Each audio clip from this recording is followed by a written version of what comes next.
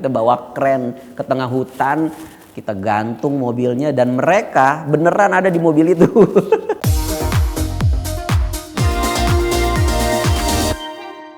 Aku bilang kembali. Kamu udah makan belum? Belum. Kok belum makan? Ntar kok telat makan kamu Mati. Kan udah naik.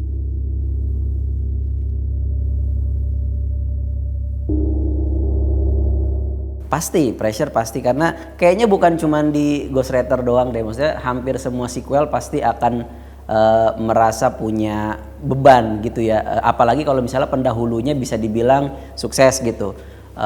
Ya pasti pressure itu ada, cuman justru itu buat aku sih jadi bahan bakar ya buat kita ngerjain yang keduanya, karena kita udah punya semacam satu tolak ukur bahwa orang udah suka yang pertama dan apa nih yang bisa kita kembangin untuk orang bisa lebih suka lagi untuk film yang keduanya. Dan kalau aku sebagai pemain juga sebenarnya bukan pressure sih yang dirasa, apalagi karena baca skripnya yang menurut aku sih jauh lebih seru dan jauh lebih banyak hal yang akan ditawarkan lah di film yang kedua ini. Jadi ketika menjalankan proses syutingnya itu menurut aku sangat menyenangkan, apalagi kayak reuni ya, basically kita kumpul-kumpul lagi sama cast-cast karena castnya juga kurang lebih sama gitu, jadi seneng banget.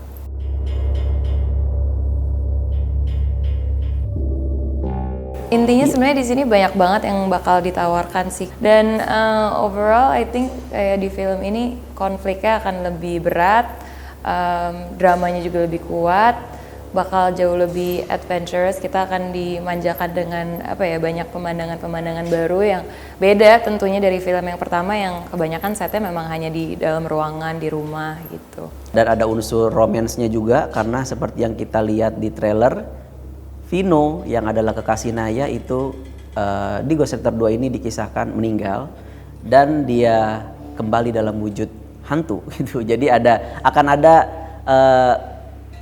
hubungan cinta beda alam di sini. Itu juga satu warna yang nggak ada di Ghost Rider yang pertama gitu.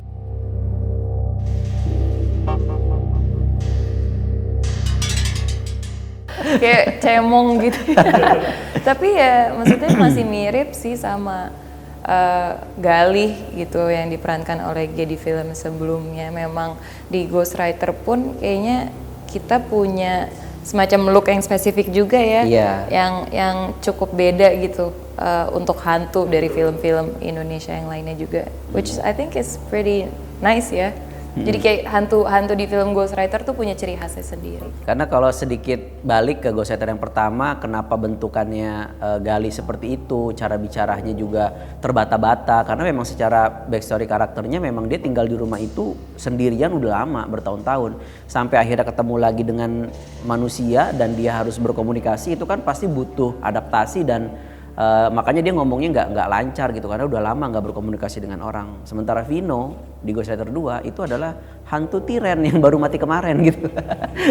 Iya masih fresh gitu. Jadi kayak memang kelakuannya memang tidak akan berubah banyak dari manusia. Justru yang berbeda adalah kebingungannya menghadapi situasi yang belum pernah dialami sebelumnya dan bagaimana dia mencoba menyelesaikan masalahnya dengan kondisi yang sudah terpisah alam dengan Naya gitu.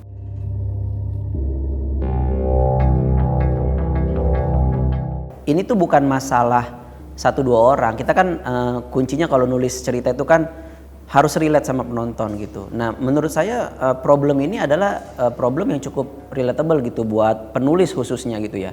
Ketika dia menghasilkan sebuah karya, terus karyanya meledak, dia tuh pasti akan punya stigma bahwa berarti dia bisanya bikin begitu doang gitu. Berarti dia kapasitasnya cuma segitu doang gitu. Nah, buat Naya yang kebetulan hasil karyanya adalah hantu-hantuan itu merupakan pukulan telak bagi dia karena mau nggak mau itu bisa menimbulkan persepsi yang miring di masyarakat gitu bahwa penulis hantu itu punya level yang lebih rendah daripada penulis-penulis yang lain. Itu kan sering banget dia mah cuma bisa nulis hantu-hantuan. Nah itu sebetulnya perjuangan yang mau ditunjukin juga di sini. Apakah memang begitu cara kita menilai proses kreatif orang? Apakah kita bisa ngejudge kemampuan seseorang dari 1-2 karyanya terus kita bilang bahwa dia hanya bisa punya potensi segitu? Nah ini kan bisa jadi masalah semua orang gitu, mengalami underestimate di dunia pekerjaan, di dunia dunia kreatif. Itu tuh buat saya sih pasti akan relate sih ke orang-orang terutama pekerja-pekerja kreatif gitu ya. Dan gak cuma di underestimate aja sih, kalau di Ghostwriter 2 ini Naya justru mendapatkan pressure yang sangat besar dari si penerbit bukunya untuk menulis cerita yang bertema mistis atau hantu-hantuan lagi. Jadi sebenarnya idealisme seorang Naya sangat diuji sih di film yang kedua ini. Iya. Ini juga mungkin bisa jadi catatan juga ke para produser gitu ya. Kadang-kadang kalau misalnya ada yang lagi happening, wah semua latah bikin kayak gitu. Nah, apakah memang begitu pendekatannya? Ya itu kan memang memang potret kita sehari-hari tuh sering kayak gitu. Jadi sepertinya membawa narasi itu ke dalam film, harapannya bisa akan lebih dekat dengan penonton gitu. Penonton akan lebih relate gitu dengan cerita yang disuguhkan gitu.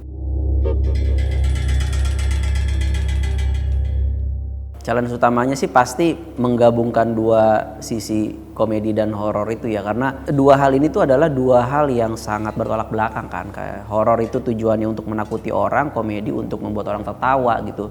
Gimana caranya menyatukan unsur air dan api ini gitu menjadi sebuah ramuan yang pas ya, memang itu tantangan terbesarnya. Cuman berangkat dari Ghostwriter 1 kita udah bisa dibilang punya patokan lah, punya formula bahwa kita udah punya sebuah cara untuk menyuguhkan atau bertutur dalam bahasa horor komedi yang kira-kira bisa diterima sama penonton Indonesia gitu. Challenge-nya ya itu sih, maksudnya ketika lagi ambil scene yang horor gimana caranya untuk kita bisa benar-benar terlihat takut, dan untuk komedi gimana caranya menyeramkan tapi harus gimana ya, kayak menyeramkan tapi harus lucu dilihat orang gitu. Itu challenge-nya di situ sih.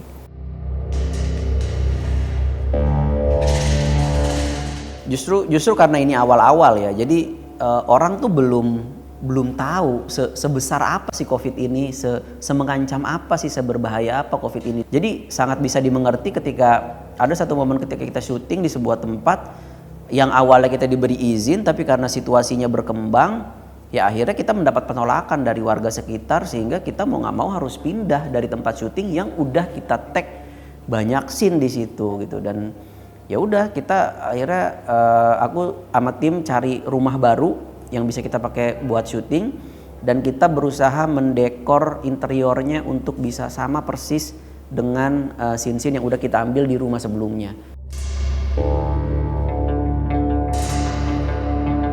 Tag paling banyak itu kayaknya sequence di hutan deh.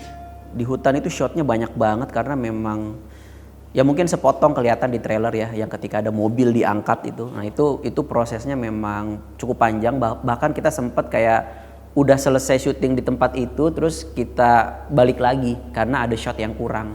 Jadi memang membutuhkan banyak shot karena emang itu treatmentnya cukup banyak gitu. Apalagi kita semuanya nggak pakai CGI, kita memang praktikal semua. Kita gantung mobilnya di tengah hutan gitu, kita bawa kren ke tengah hutan, kita gantung mobilnya dan mereka beneran ada di mobil itu. Karena saya pengen pemainnya tuh beneran ngerasa takut ketika mobilnya digantung gitu. Karena kalau misalnya syutingnya di bawah, saya takutnya nanti kayak itu takut yang masih dibuat-buat. Saya pengen mereka experience bener-bener bagaimana rasanya digantung ketika mobil mereka goyang-goyang di tengah hutan di ketinggian yang cukup tinggi gitu. Jadi enak gitu ketika dilihat di kamera juga mereka bener-bener, karena emang juga mereka pasti takut. Pas baca skrip pertama nggak nyangka kalau akhirnya akan di shoot secara praktikal. Aku pikir kayak oh ya mungkin ini nanti green screen atau gimana kali ya, tapi begitu nyampe set lihat mobilnya udah di rigging, aku cuman kayak ini kita beneran bakal naik ke dalam situ gitu. Aku kira kan mungkin kayak shot mobilnya terbang aja, terus nanti pas ekspresi kita di dalamnya kan kayak ada trik kamera lah gitu yang bisa bikin kita kelihatannya ada di dalam situ. Tapi ternyata enggak. Tapi untungnya di situ ada Andy dan juga Iqbal sih. Itu lumayan bikin jadi iya lebih tenang gitu. Kalau sendiri nggak kebayang sih. Tapi seru. Menurut aku itu adalah salah satu scene yang paling berkesan sih buat aku selama syuting film Ghostwriter 2. Jangan lupa saksikan film Ghostwriter 2 tanggal 21 Juli 2022 di bioskop.